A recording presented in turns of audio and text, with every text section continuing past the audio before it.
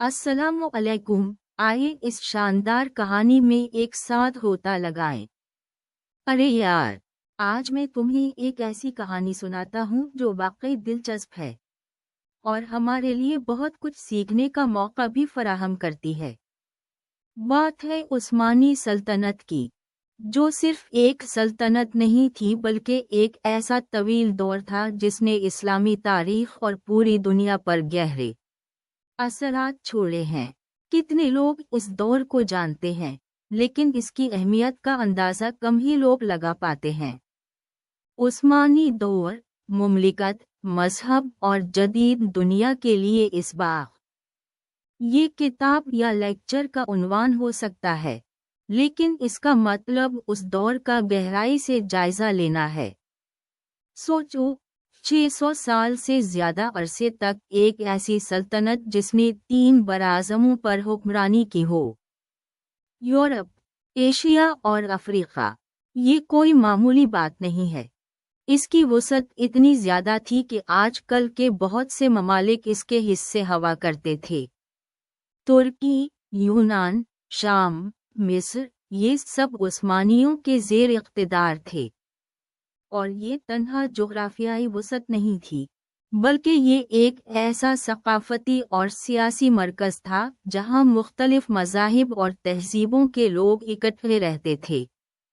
यहाँ काबिल गौर बात कि उस्मानी दौर सिर्फ एक सियासी हुकूमत नहीं थी, बल्कि ये इस्लामी दुनिया के लिए एक मरकज़े इक़्तिदार भी था। खिलाफत का उन्वान उस्मानी सुल्तान के पास था, जो मुसलमानों का रूहानी और सियासी रहनुमा समझा जाता था। और ये खिलाफत सिर्फ नाम की नहीं थी, बल्कि इसके साथ एक मजबूत कानूनी, अदालती और मुआशरती निज़ाम जड़ा हुआ था। यानी दीन और दुनिया दोनों के मामलात में सुल्तान का फैसला अहम होता था। इन्होंने मस्जिदों की तामीर से लेकर शहरों की तरक्की और फौज की इस्तेदाद तक हर शोबे में अपना अहम किरदार अदा किया। वैसे ये बहुत दिलचस्प बात है कि उस्मानी सल्तनत में मुख्तलिफ मज़ाहिब के लोग एक साथ रहते थे। यहाँ मुसलमानों के अलावा ईसाई और यहूदी भी बड़ी तादाद में मौजूद थे, और इन्हें अपने मज़हब के मुताबिक ज़िंदगी गुजारने की आज़ादी दी गई थी। ये यकीनन एक ऐसा मौक़िफ़ था जो उस वक्त यूरोप में बहुत कम देखने को मिलता था। हालांकि ये आज़ादी हर वक्त पूरी तरह से अमल में न आती हो, लेकिन ये एक अहम सियासी और मुआशरती हकीकत थी। अब बात करते हैं उस दौर के इसबाक की। ये दरअसल हम क्या सीख सकते हैं उस्मानी दौर से। एक बड़ा सबक यह है कि एक मजबूत और मुस्तहकम हुकूमत कितनी ज़रूरी है। उस्मानी सल्तनत ने बहुत सी मुश्किलात का सामना किया, लेकिन वो सदियों तक अपनी हुक्मरानी जारी रखने में कामयाब रही, क्योंकि इसने अपने इलाके की बहुत अच्छी तरीके से हिफाजत और इंतज़ाम किया। दूसरा अहम सबक है सकाफती इम्तिजाज का। उस्मानी सल्तनत एक ऐसा मल्टी कल्चरल मुआशरा था जहां मुख्तलिफ तहजीबों के लोगों ने एक साथ जिंदगी गुजारी। इस इम्तिजाज से नई तख्लीक़ात और तरक्की हुई। फ़न, इल्म और टेक्नोलॉजी के तमाम शुबों में तरक्की की मुज़िर मिसाल है। लेकिन ये इम्तिजाज भी कई चैलेंजों का बाइस बना।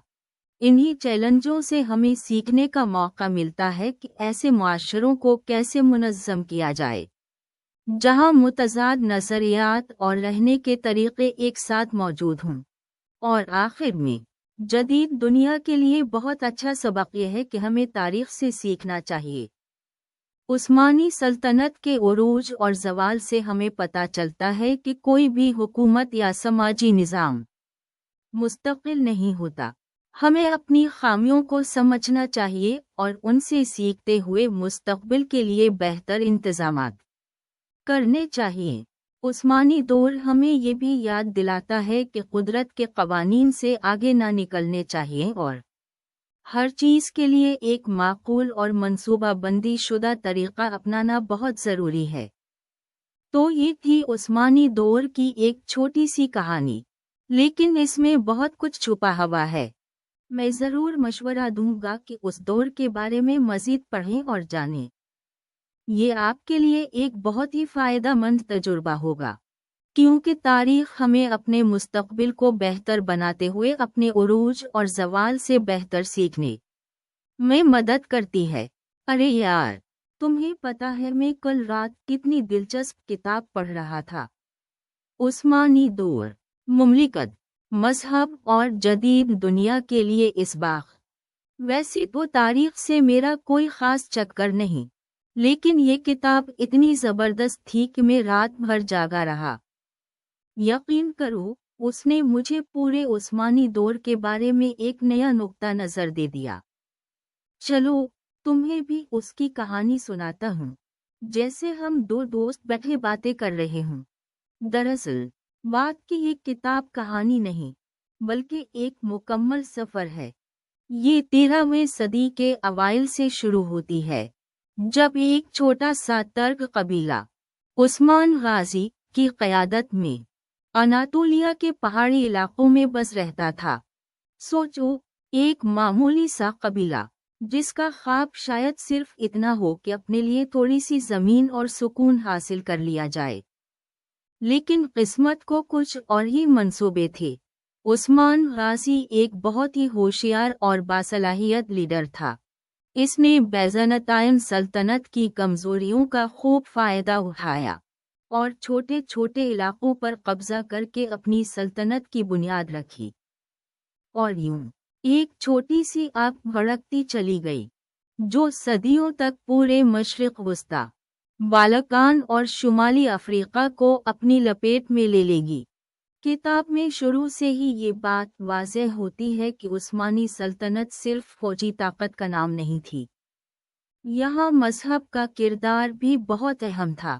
عثمانیوں نے اسلام کو اپنا سرکاری مذہب تو بنایا ہی، لیکن اس سے بھی آگے بڑھ کر انہوں نے مختلف مذاہب کے لوگوں کو اپنے زیر اقتدار علاقوں میں امن و سکون کے ساتھ رہنے کی اجازت دی۔ یہاں تک کہ غیر مسلموں کو بھی مختلف مراعات حاصل تھیں۔ یہ ایک ایسا نقطہ ہے جو آج کل کے تناظر میں بہت سوچنے والا ہے۔ اور یوں ایک وسیع سلطنت میں مختلف ثقافتیں، مذہبی عقائد اور رسم و رواج ایک ساتھ مل جل کر رہتے تھے۔ یہ بہت دلچسپ بات ہے نا؟ سلطنت کی ترقی کے ساتھ ساتھ اس کی انتظامیہ بھی ترقی کرتی چلی گئی۔ عثمانیوں نے ایک ایسا مربوط نظام قائم کیا جس نے صدیوں تک کام کیا۔ ان کی فوج تو ایک مثال تھی ہی، لیکن انہوں نے تجارت کو بھی فروغ دیا، علم و فن کو سپورٹ کیا، اور شاندار تعمیرات کی جن کی یادگار آج بھی قائم ہے۔ مگر ہر سلطنت کی طرح عثمانی سلطنت کا بھی زوال آیا۔ کتاب میں بہت ہی تفصیل سے بیان کیا گیا ہے کہ کیسے اندرونی انتشار، معاشی مشکلات اور یورپی طاقتوں کے مقابلے میں کمزوری نے سلطنت کو کمزور کر دیا۔ انہوں نے بڑے پیمانے پر اصلاحات کی کوشش کی، مگر وقت بہت گزر چکا تھا۔ میرا تو خیال ہے کہ اس کتاب کی سب سے اہم بات یہ صرف تاریخ کی سادہ سی کہانی نہیں ہے، بلکہ یہ ہمیں جدید دنیا کے لیے بہت سے اہم اسباق دیتی ہے۔ یہ ہمیں مملکت کے قیام، مختلف ثقافتوں کے درمیان ہم آہنگی، اور مذہب اور سیاست کے پیچیدہ تعلق کے بارے میں بہت کچھ سکھاتی ہے۔ عثمانیوں کی کامیابیوں اور ناکامیوں سے بہت کچھ سیکھا جا سکتا ہے، خاص طور پر آج کے دور میں جب دنیا دوبارہ بہت سے چیلنجز کا سامنا کر رہی ہے۔ کتاب میں بہت سی دلچسپ شخصیتوں کے ذکر ہیں، جیسے کہ سلیمان اعظم جو اپنے عدل و انصاف کے لیے مشہور تھے، یا محمد فاتح جس نے قسطنطنی پر فتح حاصل کر کے تاریخ رقم کی، اور پھر سلطان عبدالحمید دوم جو ایک پیچیدہ شخصیت تھے جس کی حکمرانی کے دور میں سلطنت کی ترقی اور زوال دونوں کا اثر نظر آیا۔ ہر کردار اپنی اپنی خاصیتوں اور کمزوریوں کے ساتھ ایک پورے تصور کو بناتا ہے۔ میرا تو خیال ہے کہ تمہیں ضرور یہ کتاب پڑھنی چاہیے۔ یہ ایک ایسا سفر ہے جس میں تم صدیوں پہلے کی دنیا میں گھوم آؤ گے، اور ساتھ ہی جدید دنیا کے لیے بہت سے قیمتی اسباق سیکھو گے۔ یہ صرف ایک تاریخی کتاب نہیں، بلکہ ایک زندہ تاریخ ہے جو ہمیں آج کے دن تک متاثر کرتی ہے۔ آپ کو یہ کتاب ضرور پڑھنی چاہیے۔ ارے یار، بات ہو رہی تھی عثمانی دور کی۔ یہ تو اتنا بڑا باب ہے کہ اس پہ ایک مختصر سی بات کرنا بھی مشکل ہے، لیکن آج چلو اس کی دلچسپ کہانی کے چند اہم ابواب کھولتے ہیں۔ یاد رکھو، یہ کوئی رسمی لیکچر نہیں، بس دوستوں کی طرح بات چیت ہے۔ ہم نے تو پہلے ہی عثمانی سلطنت کے عروج اور زوال کے بارے میں بات کی تھی، لیکن اصل مزہ تو تب آتا ہے جب ہم اس کی اندرونی کہانیوں میں جاگیں۔ یہ سلطنت جو صدیوں تک قائم رہی، صرف ایک فوجی طاقت نہیں تھی۔ یہ ایک ایسا مربوط نظام تھا جس میں مذہب، سیاست اور معیشت کا ایک ایسا گنجلکنا بندھا تھا کہ آج بھی اس کا مطالعہ کرنے والوں کو حیرت ہوتی ہے۔ سوچو، ایک ایسا دور جہاں ایک ہی خاندان کی حکومت صدیوں تک چلتی رہی۔ سلطان سلیمان اعظم، سلیمان قانون دان، سلیمان شاندار، کتنے نام ہیں، کتنے کارنامے۔ اس کے دور میں تو سلطنت اپنی عروج پر تھی۔ ادب، فنون لطیفہ، معیشت، سب کچھ ترقی کر رہا تھا۔ استنبول قسطنطنی ایک عالمی مرکز بن چکا تھا، جہاں مشرق اور مغرب کے لوگ اکٹھے رہتے تھے، تجارت کرتے تھے اور ایک دوسرے سے سیکھتے تھے۔ یہ اصلا ایک ملٹی کلچرل سوسائٹی تھی، جہاں مسلمان، عیسائی، یہودی، سب کو اپنی جگہ اور آزادی تھی۔ البتہ یہ آزادی ہمیشہ یکساں نہیں رہی، اور وقت کے ساتھ اس میں تبدیلیاں بھی آتی رہیں، لیکن اب بات شدت اختیار کرتی ہے۔ کہانی کا وہ حصہ جہاں ہمیں عثمانیوں کے گرنے کی وجوہات سمجھنے کی ضرورت ہے۔ کتاب عثمانی دور، مملکت، مذہب اور جدید دنیا کے لیے اسباق میں یہ سب تفصیل سے بیان کیا گیا ہے۔ ہم اس کتاب کو ایک بہترین گائیڈ کے طور پر دیکھ سکتے ہیں۔ مثلاً، عثمانیوں کا زوال صرف بیرونی حملوں کی وجہ سے نہیں ہوا، یہ اندرونی کمزوریوں کا بھی نتیجہ تھا۔ ہم اکثر یورپی طاقتوں کے بارے میں سنتے ہیں جو عثمانیوں کے خلاف کھڑی ہوئیں، لیکن حقیقت کے عثمانی سلطنت کے اندر بھی کئی چیلنجز تھے۔ بڑھتی ہوئی بیوروکریسی، مالی مسائل اور سیاسی عدم استحکام، یہ سب سلطنت کی بنیادوں کو کمزور کر رہے تھے۔ پھر مذہب کا کردار بھی بہت اہم ہے۔ عثمانی سلطنت ایک اسلامی سلطنت تھی، لیکن یہ ایک سادہ سی اسلامی ریاست نہیں تھی۔ اس میں مختلف مسلکی گروہ رہتے تھے اور ان کے اپنے اپنے عقائد اور رسوم تھے۔ یہی وجہ ہے کہ عثمانی سلطنت کے قوانین اور نظام بہت پیچیدہ تھے۔ انہوں نے مختلف قومیتوں اور مذاہب کے لوگوں کو ایک نظام کے تحت رکھنے کی کوشش کی۔ یہ ایک بڑا کام تھا اور وقت کے ساتھ اس نظام میں دشواریاں بھی سامنے آئیں۔ اس کے علاوہ، جدید یورپ کی طاقتوں کا ظہور بھی عثمانیوں کے لیے ایک بڑا چیلنج تھا۔ یورپ تیزی سے ترقی کر رہا تھا، نئی ٹیکنالوجی اور فوجی طاقت حاصل کر رہا تھا، جبکہ عثمانی سلطنت اپنی پرانی روایات اور طرزی حکومت پر قائم رہی۔ یہ ایک بڑی فرق تھی، جو آخر کار عثمانیوں کی شکست کا باعث بنی۔ لیکن یہاں ہم صرف عثمانیوں کی ناکامیوں پر غور نہیں کر رہے ہیں، ہمیں ان کی کامیابیوں سے بھی سبق سیکھنا چاہیے۔ صدیوں تک قائم رہنے والی ایک سلطنت کو آسانی سے نظر انداز نہیں کیا جا سکتا۔ انہوں نے کتنی طاقتور فوج بنایا تھی، کتنا بڑا جغرافیائی علاقہ حاصل کیا تھا، اور کتنے مختلف لوگوں کو ایک چھتری تحت لا کر رہنے کی مہلت دی تھی۔ عثمانی دور، مملکت، مذہب اور جدید دنیا کے لیے اسباق ہمیں یہی سبق دیتا ہے۔ یہ ہمیں سیکھنے کے لیے بہت کچھ دیتا ہے، چاہے وہ حکومت کے نظام ہوں، مختلف قومیتوں کے درمیان تعاون کا مقام، یا دنیا میں اپنی جگہ بنانے کے لیے موجودہ دنیا سے مطابقت رکھنا ہو۔ یہ کتاب صرف ایک تاریخی بات نہیں بلکہ ہماری موجودہ دنیا کے لیے بھی ایک اہم سبق ہے۔ تو آئے ہم اس کہانی کے مزید ابواب کھولتے رہیں اور عثمانی دور سے بہترین سبق سیکھنے کی کوشش کریں۔ کیا آپ کو کوئی خاص باب یا واقعہ دلچسپی سے معلوم ہے؟ شاید ہم اگلے وقت اس پر بات کر سکیں۔ ارے یار، بات ہو رہی تھی عثمانی دور کی، مملکت، مذہب اور آج کی دنیا کے لیے اس کے اسباق کی۔ یہ تو اتنا وسیع موضوع ہے نا کہ گھنٹوں بات کر سکتے ہیں۔ ابھی ہم نے تو سلطنت کی عروج اور زوال کے مختلف پہلوؤں پر بات کی، لیکن اب آتے ہیں اس کے اختتام کی طرف۔ یہ کیسا اختتام تھا؟ یہ بہت دلچسپ اور کچھ نہ کچھ فکر انگیز بھی ہے۔ سوچو، صدیوں تک قائم رہنے والی ایک عظیم سلطنت، جس نے 3 براعظموں پر حکومت کی، جس کی سرحدیں یورپ، ایشیا اور افریقہ میں پھیلی ہوئی تھیں، وہ کس طرح زوال کا شکار ہوئی۔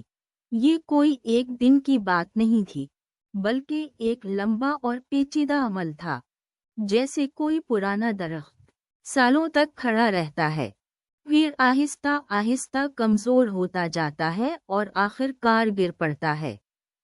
عثمانی سلطنت کا زوال بھی کئی عوامل کا نتیجہ تھا۔ سب سے اہم تو یہ تھا کہ مغرب میں صنعتی انقلاب آ چکا تھا۔ یورپی ممالک جدید ہتھیاروں، نئی ٹیکنالوجی اور مضبوط فوجی طاقت کے ساتھ ترقی کر رہے تھے۔ عثمانی سلطنت اپنی روایتی نظام حکومت اور فوجی طریقوں پر قائم رہی، اور اس جدیدیت کی دوڑ میں پیچھے رہ گئی۔ یہاں اس میں کوئی شک نہیں کہ اس کی وجہ انتظامی کمزوریاں، بدعنوانی اور سماجی تبدیلیوں سے انکاری رویہ بھی تھا۔ پھر قومی شناخت کی تحریکوں نے بھی عثمانی سلطنت کی بنیادوں کو ہلا کر رکھ دیا۔ قوم پرستی کا جذبہ بڑھتا گیا اور ترکوں کے علاوہ دیگر قومیتوں نے اپنی آزادی کی جدوجہد شروع کر دی۔ یونان، سربیا، رومانیہ، بلغاریہ، یہ سب عثمانی سلطنت سے علیحدہ ہو کر آزاد ریاستیں بن گئیں۔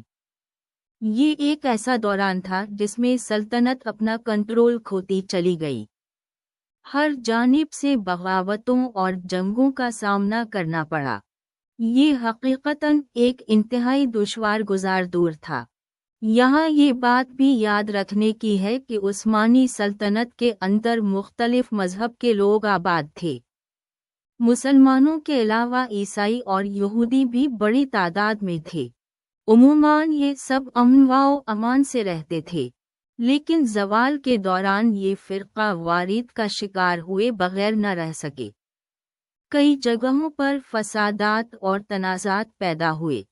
یہ مذہبی اور قومی اختلافات سلطنت کے خاتمے میں ایک اہم کردار ادا کرتے ہیں۔ پھر پہلی جنگ عظیم کا آغاز ہوا۔ عثمانی سلطنت جرمنی کے اتحادی کے طور پر جنگ میں شامل ہوئی، اور یہ فیصلہ اس کے لیے بہت مہنگا ثابت ہوا۔ جنگ میں شکست کے بعد سلطنت ٹکڑوں میں بٹ گئی۔ 1922 ء میں خلافت ختم ہوئی اور عثمانی سلطنت کا رسمی طور پر خاتمہ ہوا۔ ایک لمبا عرصہ قائم رہنے والی یہ عظیم سلطنت ختم ہو گئی، اور اس کا خاتمہ بہت دکھدائی تھا۔ ایک ایسے دور کا اختتام جس میں کئی اتار چڑھاؤ، مہمات اور سیاسی تبدیلیاں آئی تھیں۔ لیکن یاد رکھنے کی بات کہ عثمانی دور کا خاتمہ صرف ایک واقعہ نہیں تھا، بلکہ ایک عمل تھا۔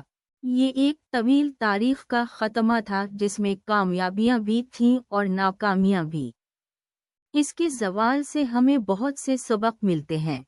یہ سبق صرف تاریخ کے طالب علموں کے لیے ہی نہیں بلکہ ہر فرد کے لیے مفید ہیں جو کسی بھی ملک، سیاست یا معاشرے کی ترقی اور زوال کو سمجھنا چاہتا ہے۔ اس دور سے ہم نے یہ بھی سیکھا کہ ترقی اور استحکام کے لیے بدلاؤ کو اپنانا ضروری ہے۔ اگر کوئی معاشرہ نئی ٹیکنالوجی اور نئے خیالات کو قبول نہیں کرتا تو وہ پیچھے رہ جاتا ہے۔ عثمانی سلطنت کے زوال میں یہ ایک بہت اہم سبق ہے۔ آخر میں، مجھے لگتا ہے کہ عثمانی دور کا مطالعہ ہمیں تاریخ کے پیچیدہ پہلوؤں کو سمجھنے میں مدد دیتا ہے۔ یہ ہمیں دکھاتا ہے کہ کس طرح ایک عظیم سلطنت اپنے زوال کا شکار ہوئی اور کس طرح مختلف عوامل اس کے زوال میں کردار ادا کرتے ہیں۔ یہ سبق آج کی دنیا کے لیے بہت اہم ہے اور ہمیں اپنے مستقبل کی تعمیر میں مدد کر سکتے ہیں۔ تو کیا آپ کو بھی یہی باتیں لگیں؟ ہم نے تو بہت سی باتیں کی، اس پر ابھی بہت کچھ باقی بھی ہے اور ابھی وقت بھی بہت ہے۔ ہم مزید بات کر سکتے ہیں۔ ارے یار، آج کل میں ایک بہت ہی دلچسپ کتاب پڑھ رہا ہوں، عثمانی دور، مملکت، مذہب اور جدید دنیا کے لیے اسباق۔ یہ اتنی شاندار ہے کہ مجھے تمہیں بھی اس کے بارے میں بتائے بغیر چین نہیں آ رہا۔ تم جانتے ہو، ہم اکثر تاریخ کے بارے میں سوچتے ہیں کہ بس یہ واقعات کا ایک سلسلہ ہے، لیکن یہ کتاب تاریخ کو ایک زندہ کہانی کی طرح پیش کرتی ہے۔ اس نے مجھے عثمانی سلطنت کے بارے میں بہت کچھ نئی نظر سے دیکھنے پر مجبور کیا ہے۔ تو عثمانی دور، مملکت، مذہب اور جدید دنیا کے لیے اسباق آج کے مسلمانوں کو کیا سکھاتا ہے؟ آئیے غور کریں۔ یہ سوچنے والی بات ہے، نہیں؟ یہ سلطنت تقریباً 600 سال تک قائم رہی اور اس کا اثر آج بھی پورے عالم اسلام پر نظر آتا ہے۔ یہ صرف ایک سیاسی طاقت نہیں تھی بلکہ یہ ایک ایسا تہذیبی مرکز بھی تھا جہاں فنون لطیفہ، سائنس، ادب اور تعمیر کا زبردست ارتقا ہوا۔ سوچو، اس دور میں قسطنطنی، اب استنبول، کس قدر شاندار شہر تھا۔